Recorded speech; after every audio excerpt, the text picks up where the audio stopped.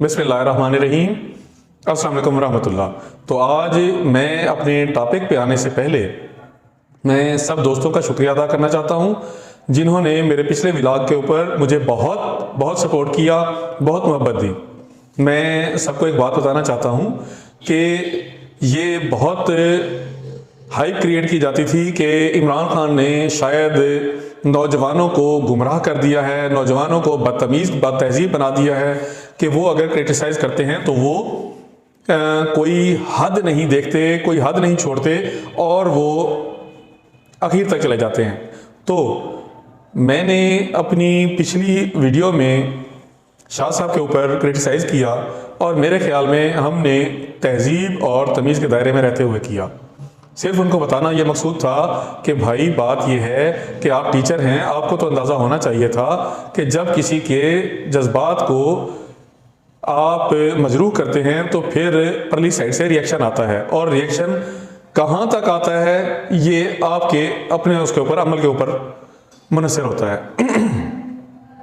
बात यह है कि उसमें हमने कोई बदतमीजी, और शुक्र है कि जितने मेरे दोस्तों ने मुझे उसमें कमेंट्स किए किसी ने कोई बदतमीजी नहीं की, सब ने एक अच्छे अंदाज में इस तनकीद को सराहा। और मैं शाह साहब से कहना चाहता हूँ, शाह साहब आपने यकीनन मोटिवेशन के मैदान में बहुत सारा काम किया।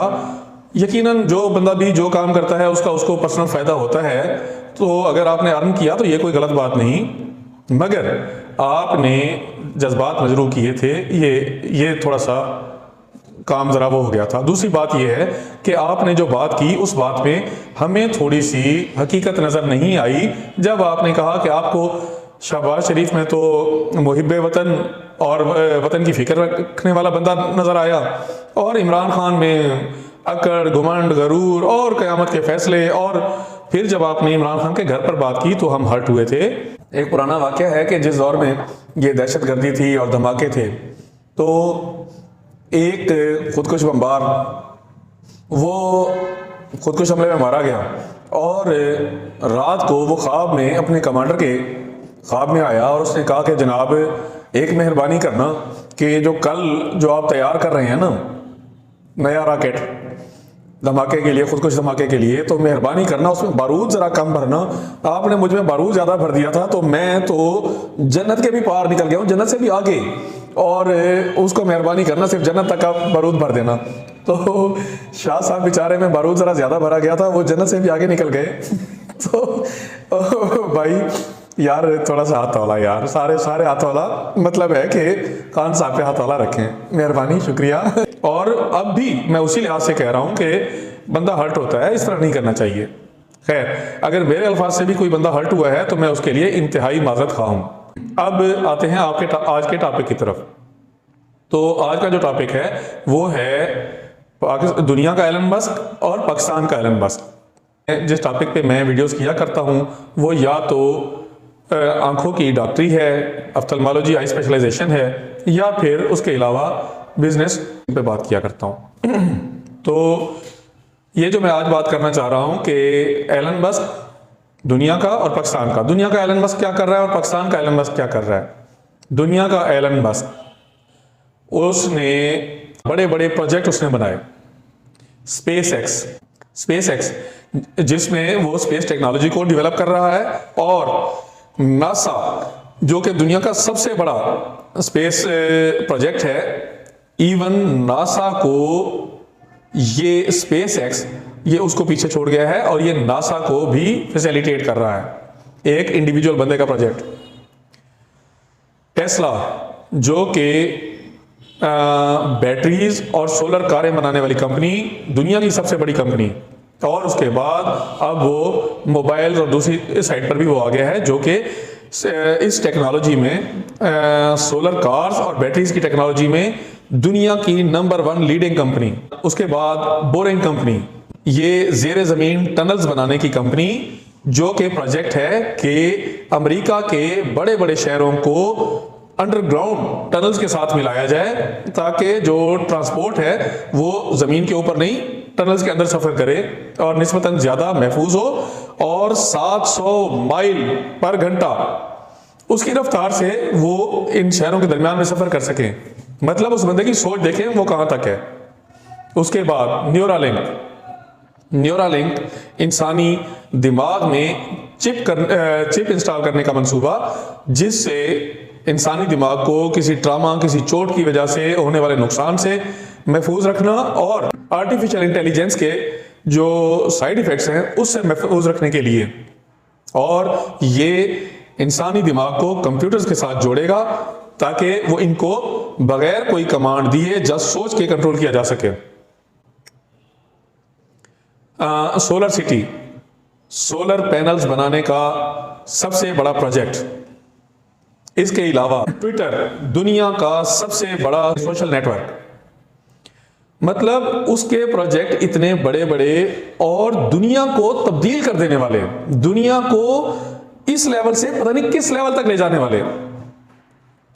और जो हमारे पाकिस्तान के जो एलन मस्क हैं, आप उनको देखें, वो जो रॉकेट बना रहे हैं, इंटेलेक्चुअल रॉकेट्स, पॉलिटिकल रॉकेट्स, ये जर्नलिस्टिक रॉकेट्स, ठीक है। अब जर्नलिस्टिक रॉकेट्स का मतलब कि रोजाना ऐसी चीज लॉन्च करते हैं कि जो सिर्फ और सिर्फ करप्शन को बढ़ाने का बायस है। इंटेलेक्चुअल रॉकेट्स ये हमारे जहन को खराब करते हैं, ये इस तरह का एनवायरनमेंट क्रिएट करते हैं, इस तरह की न्यूज़ सर्कुलेट करते हैं कि जिससे जो रियलिटी है हम उससे हजारों लाखों करोड़ों मील दूर बिल्कुल अपोजिट डायरेक्शन में चल पड़ते हैं। यानी कि ये हमें ज़हनी तौर पे अंधा बनाने का सिस्टम।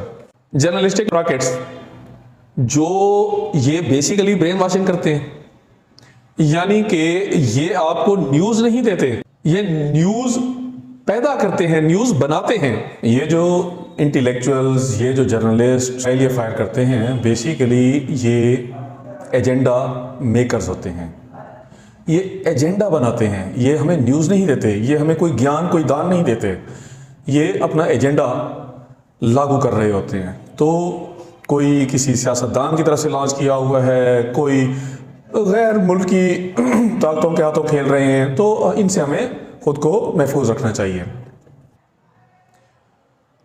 कुछ भी ये सारे के सारे सिस्टम ये हमें अंधा करने के लिए हैं। और इसी तरह पॉलिटिकल रॉकेट्स, ये आयशा गुलाली, जहांगीर तरीन, अलीम खान, फैसल वाडा, ये नजम सेठी, अब उसको मैं कौन सा रॉकेट कहूँ कि वो पॉलिटिकल रॉकेट है या इंटेलेक्चुअल रॉकेट है या वो अपना जर्नलिस्टिक रॉकेट है, मैं पता नहीं उसे क्या कहूँ। क्योंकि साहब कभी वजीर आला होते हैं और कभी वो जर्नलिस्ट होते हैं और कभी वो ज़हीन फ़तीन आदमी हमें समझा रहे होते हैं, यानी कि न्यूज़ नहीं दे रहे होते, हमें समझा रहे होते हैं। इसी तरह इफ्तिखार अहमद, सलीम साफ़ी, जितने भी उठा के देख रहे हैं, ये तकरीबन मीडिया भरा हुआ है। तो मेरी सब नौजवानों से, सब दोस्तों से गुजारिश है कि अपनी डायरेक्शन को सीधा करें। ये सारे ये जो उल्टे सीधे काम हैं, जिन कामों की तरफ ये हमारे जहन को वो करते हैं, अपने जहन से सोचें, खुद देखें, खुद पढ़ें, खुद सोचें, खुद समझें, खुद तजिया करें, तो आपको पता चल जाएगा कौन सही है, कौन गलत है। मैं किसी को गलत कहूँ तो खामखा की बहस, हर चीज़ सब सामने नज़र आता है, सब साफ नज़र आता है। एक ही सिचुएशन में एक बंदा किस तरह से रिएक्ट कर रहा है, दूसरी सिचुएशन में जब मीडिया को पैसे लग जाते हैं तो वो किस तरह से, यानी कि 150 रुपये लीटर पेट्रोल के ऊपर महंगाई आसमान पे थी और 250 सवा 200 लीटर पेट्रोल के ऊपर महंगाई के बारे में एक लफ्ज़ बात ना की जाए तो खुद समझ आ जाती है कि ये मीडिया कर क्या रहा है। तो हम दोस्तों से ये था, गुजारिश थी कि भाई हमारा जो ये दौर है ये बहुत तरक्की का दौर है, इसमें इंफॉर्मेशन बहुत ज़्यादा है, इसमें अपनी डायरेक्शन ठीक करें, इसमें खुद को तरक्की दें। हम सब 1, 2, 10, 100, 1000, लाख, जैसे जैसे ये बंदे इंडिविजुअली ठीक होते जाएंगे, तरक्की करते जाएंगे, तो इससे हमारा मुल्क तरक्की करेगा। जितने भी मेरे दोस्त हैं जिन्होंने कमेंट्स किए, उन सब में मुझे हुब्बुल वतनी नज़र आ रही थी, चाहे उन्होंने शाह साहब के हक में किए या शाह साहब के खिलाफ इमरान खान के हक में किए या मेरे हक में किए या मेरे खिलाफ किए, जिस तरह भी था। तो हुब्बुल वतनी और अपने घर से और अपने घर वालों से और ख़ुद अपने आप से मोहब्बत का तकाजा यही है कि हम अपने आप को इम्प्रूव करें, हम बेहतर करें, अच्छी और सही मालूमात, गलत और सही में फ़र्क करें, तो इंशाअल्लाह ताला हम सब बेहतर होंगे। बस आज यही कहना था। आप सब दोस्तों की मोहब्बत का बहुत बहुत शुक्रगुजार हूँ, बहुत मेहरबानी, बहुत शुक्रिया। अल्लाह हाफ़िज़।